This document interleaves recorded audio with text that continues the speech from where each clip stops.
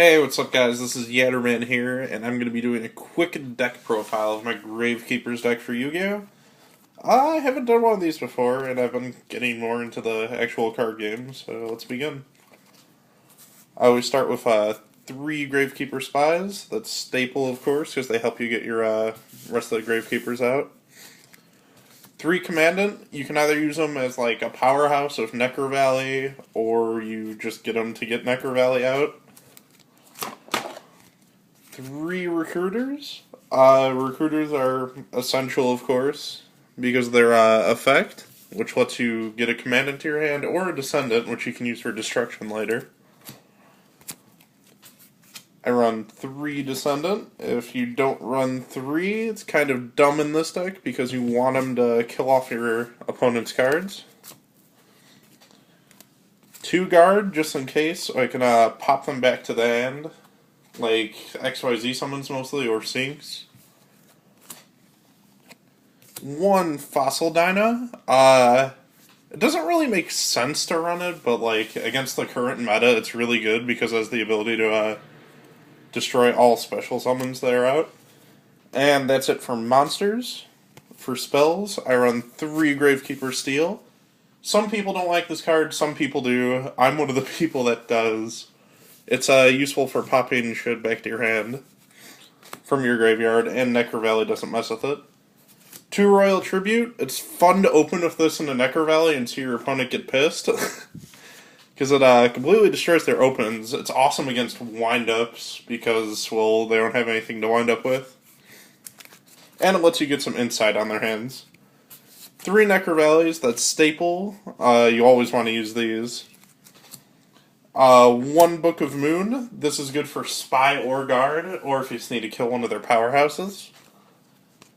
Just 1 Pot of Duality. I don't really like running 2, but that's personal choice.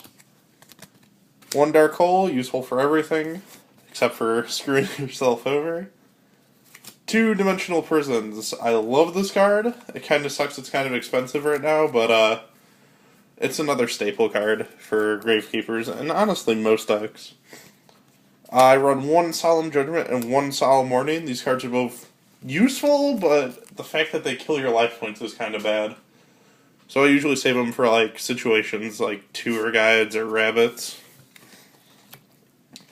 I run 2 Tributes. I don't use them often, but if I do, I usually combine them with Starlight Road just to fuck with the opponent.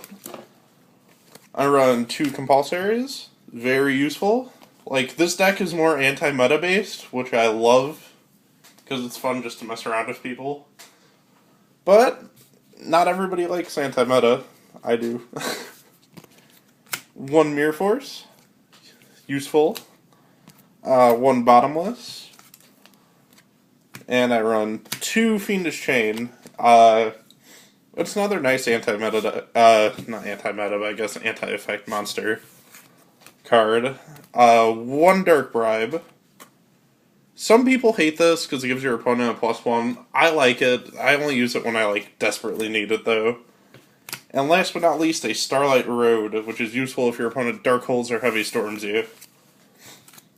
And then onto the extra deck. I run 1 Leviathan Dragon, 1 Grinosaurus, and 1 Zen Maidens for my level 3s.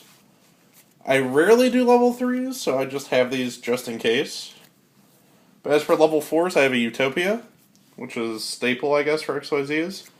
A Zen Meister, which actually works pretty well with Guard and Spy due to his effect, as well as a Photon Pap. I like saying Photon Pap. Photon's pretty awesome. And a Shockmaster. And for Starlight Road, of course, I run a Starlight Dragon. Sorry, Stardust Dragon. So that was my Gravekeepers profile. If you have any questions or want to give me suggestions on what to change, feel free to leave a comment below. And this is Yatterman, and thanks for watching.